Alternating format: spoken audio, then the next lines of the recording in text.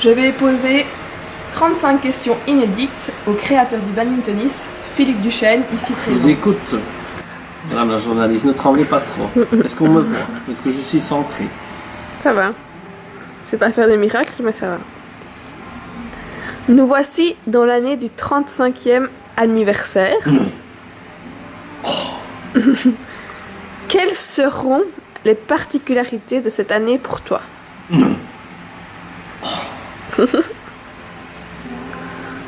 Les particularités, tu sais, maintenant, on saura après. Quand le tournoi sera passé, on dira, ben, c'était l'année de ceci, c'était l'année de cela. Toutes les années ont leur charme. Bon, c'est pas parce que c'est une année anniversaire qu'elle sera pire ou meilleure que les autres. Voilà, si, ben, je vais juste dire un petit quelque chose, c'est que c'est une année, ben, si j'ai mis l'accent là-dessus, vous le savez, lors de la réunion, ce sera une année animée. Donc il y a un retour de toute série d'animations, ce qui a fait un peu ma marque de fabrique. Voilà, il y a activités parasportives, avec des projections, des jeux, des soirées, etc. Voilà, des petites surprises, je ne vais pas tout dévoiler. Ouais, ça oui, bah, c'est les 35 ans, il fallait marquer le coup. Mais bon, si ça tombe, la particularité, c'est que, par exemple, on aura peut-être de l'orage et de la pluie tous les jours. On dira, oui, on est en quelle année? 2019. 2019, ce sera l'année de la canicule, ou l'année de la pluie, ou l'année des grosses surprises sportives, ou des confirmations. Du meilleur ceci, du meilleur cela, du moins bon ceci, du moins bon cela. Donc il faudra attendre, il faudra vivre le tournoi.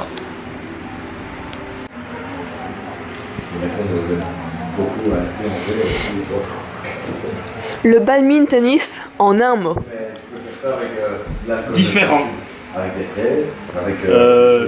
Ouais, différent, singulier, particulier, différent, voilà.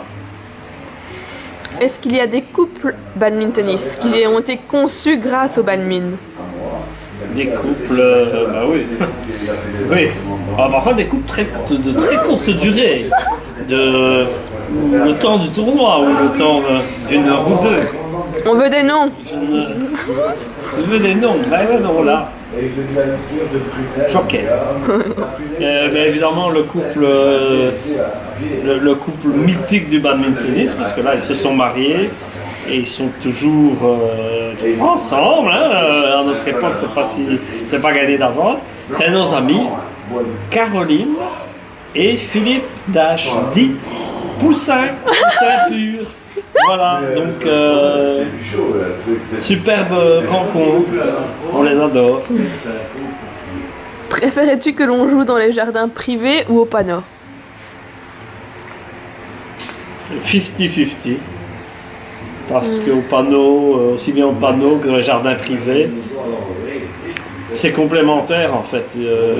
Il y a des charmes sur certains terrains qu'on n'a pas sur les autres, et vice versa.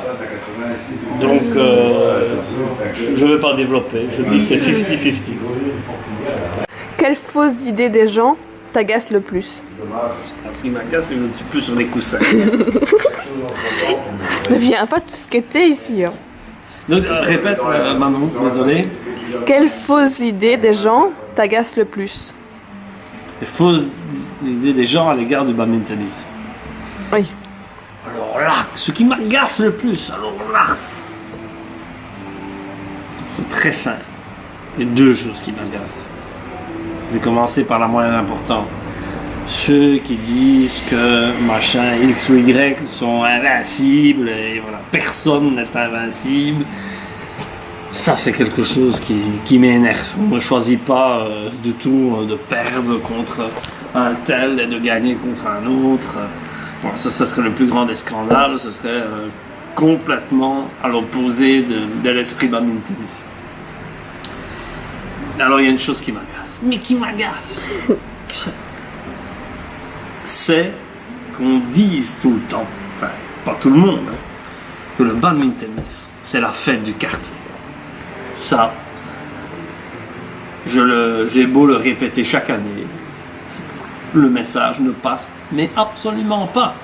C'est pas la fête du quartier, c'est la fête dans le quartier. Oui. Je sais pas si tu me comprends. Oui, je vois. C'est la fête dans le quartier. Ça, c'est bien. Donc, c'est une activité, de l'animation dans le quartier que j'aime. Mais c'est pas du tout la fête du quartier. C'est la fête du badminton tennis et de mes amis. Si le badminton tennis était resté entre personnes du quartier, c'était nul. Enfin, c'était bien au début, mais on n'évolue pas, on n'intègre pas, on reste, on tourne en rond. La richesse, c'est la rencontre, c'est la différence, c'est l'accueil, c'est l'intégration. Moi, je suis dans ces valeurs-là. Bon, voilà, je sais bien que c'est pas très à la mode. Mais quelque chose qui m'insupporte, mais le monde est fait de tas de gens différents. Ça ne m'empêche pas de les aimer, hein, ces personnes-là. Mais quand on me dit ouais, mais il y a de plus en plus de joueurs qui ne sont pas du quartier. Ben heureusement. Parce que le quartier, ben oui, il y a de moins en moins de gens qui y jouent, puisqu'il y en a qui partent, il y en a qui disparaissent, il y en a qui ne jouent plus, qui sont blessés. Voilà, à plein de circonstances. Il faut pouvoir se renouveler dans tous les domaines. Et je voudrais quand même redire ce coup de gueule. Très bonne question, Manon. Très très bonne question. Ça, j'adore cette question. C'est ma question, pratiquement une de mes questions préférées. Ce qui m'agace quand on parle des étrangers au classement, les étrangers au quartier. Mais si on ne les avait pas eus, je ne vais pas les citer, mais le badminton tennis serait fini depuis longtemps. Voilà, donc que ceci soit dit. Passe.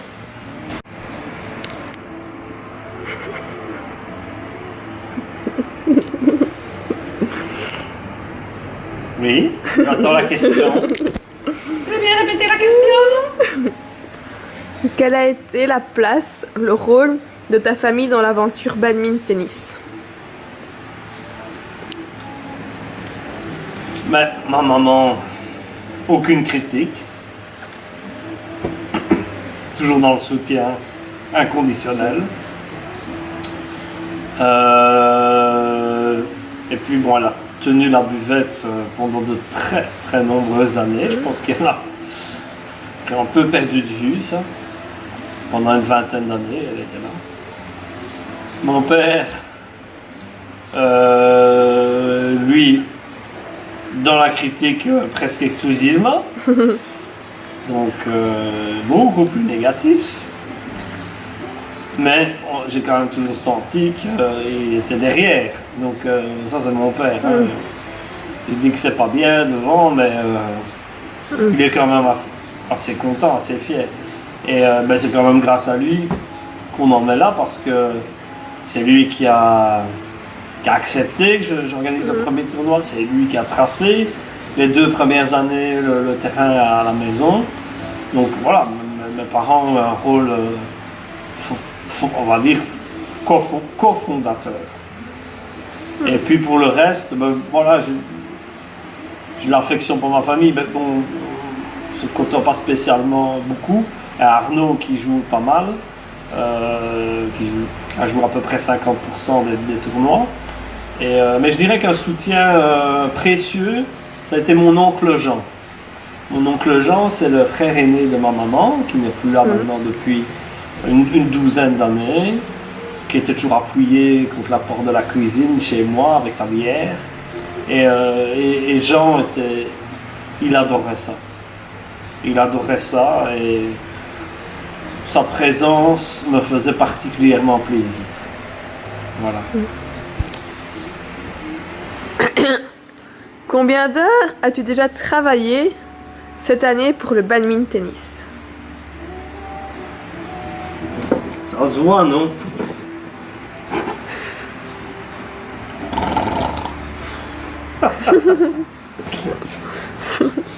Je n'ai pas compté, des centaines.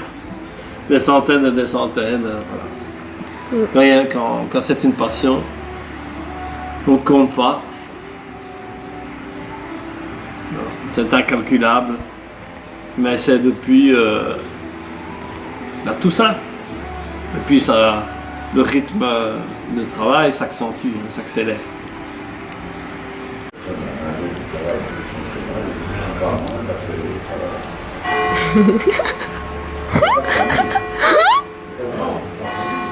Philippine Duchesnette.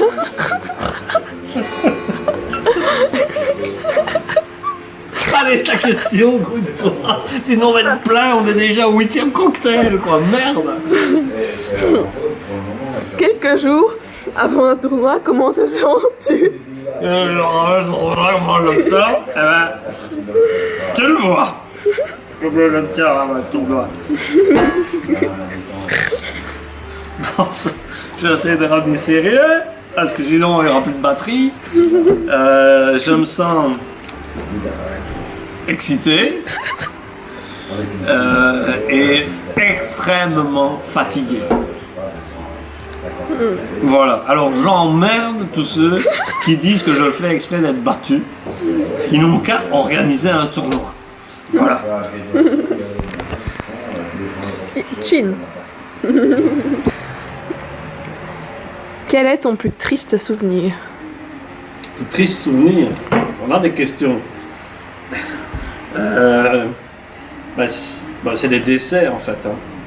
C'est de perdre au moment du tournoi des êtres qui nous sont chers. Donc ça c'est toujours un choc. Alors, on en a eu quelques-uns. On a eu récemment, on a eu le décès de la maman de Carole, la maman de Romain et Quentin. On a eu le décès du papa de Karine 13. Et puis évidemment le choc des chocs aussi quand André Kézin a été tué là dans le centre d'Auvelais de façon dramatique. Donc ça a vraiment assommé tout le monde. Ça fait vraiment partie forcément des plus tristes souvenirs. Et puis quand un ami nous quitte quelques jours, quelques semaines avant le tournoi, je ne vais pas citer les noms, vous les connaissez. Ça c'est toujours très très triste. Parce que un souvenir lié au tournoi en lui-même, l'organisation, la façon dont ça s'est déroulé, non, il n'y a pas eu de tristes souvenirs. C'est le départ de nos amis. Voilà. Quel est pour toi le joueur ou la joueuse le plus fort ou la plus forte que tu aurais vu en action? Alors ta question donc c'est le plus fort ou la plus forte en action. Si tu permets, je ferai une petite parenthèse. Le plus fort, tout dépend des années. J'ai vu des pics de forme exceptionnels, ça oui. Quand Vincent Botti en 2000 ou François Rotin a gagné, donc oui c'était en 2003, Christophe Dash l'année passée, j'avais rarement vu jouer aussi bien en badmintonis. Même Michel, je veux dire Michel en 95, enfin voilà, il y a eu quelques... Mais c'est des joueurs différents, forcément. Il n'y a pas pour moi un joueur qui était plus fort que tout le monde à un moment donné. Voilà. Maintenant, chez les filles, pour moi, c'est plus clair. La plus forte joueuse, c'est Manon Jeanmaire. Voilà, tu feras sa connaissance sans doute au tournoi. Mais c'est une bonne question, mais je vais... je vois que tu souris, c'est vrai que tu es la plus forte. Mais la plus forte ne veut pas dire la meilleure pour moi. Donc, et donc, je me permets de faire ce petit clin d'œil auprès de... Voilà, les cloches qui sonnent, ça sonne le glas du badmintonis. Angélique, pour moi, était la meilleure joueuse. Meilleure joueuse, pour moi, c'est la joueuse qui a le jeu le plus complet, qui a le plus beau jeu. Voilà, donc jusqu'à ce jour, je dirais Angélique la meilleure, mais la plus forte, c'est toi. Qu'est-ce qui te tracasse le moins? Le verre est vide. Ça te tracasse? Oui, ça me tracasse. Qu'est-ce qui te tracasse le moins? L'argent. Je m'en fous. Non, bah, enfin, ça ne guide pas ma vie. Bonjour.